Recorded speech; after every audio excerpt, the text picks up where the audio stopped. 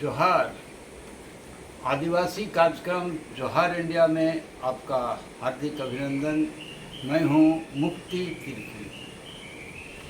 आज के कार्यक्रम में हम आप सबको बधाई देना चाहेंगे आदिवासी महोत्सव करम त्यौहार का। करम त्यौहार हमारे आदिवासी समाज का एक बहुत ही महत्वपूर्ण त्यौहार है, जिसमें पूरा समाज इसमें शामिल होता है और करम की कहानी सुनाई जाती है, करम के गीत गाए जाते हैं, करम का नृत्य होता है और अखड़ा ढोल और मांदर के थाप से गूंजता है। समाज के युवा वर्ग के लिए यह एक बहुत ही उत्साहवर्धक त्यौहार है, जिसमें चारों तरफ रौनक ही रौनक रहती है। हम सारे देश में जहाँ कहीं भी आदिवासी हैं, खास करके झारखंडी आदिवासी, झारखंड के आदिवासी, उड़ीसा, छत्तीसगढ़ और यहाँ तक कि असम, बंगाल, हर जगह आदिवासी समाज में हम बड़ी धूमधाम से करम त्यौहार मनाते हैं।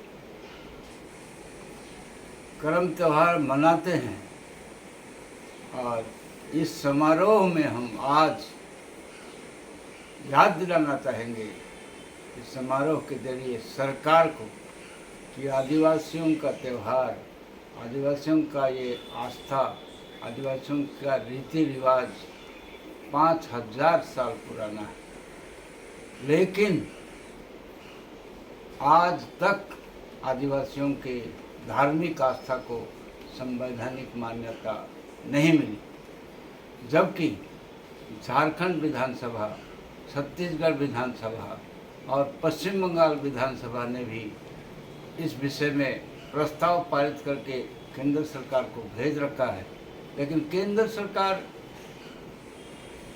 सच पूछा जाए तो इस विषय में बातचीत ही नहीं करना चाहती।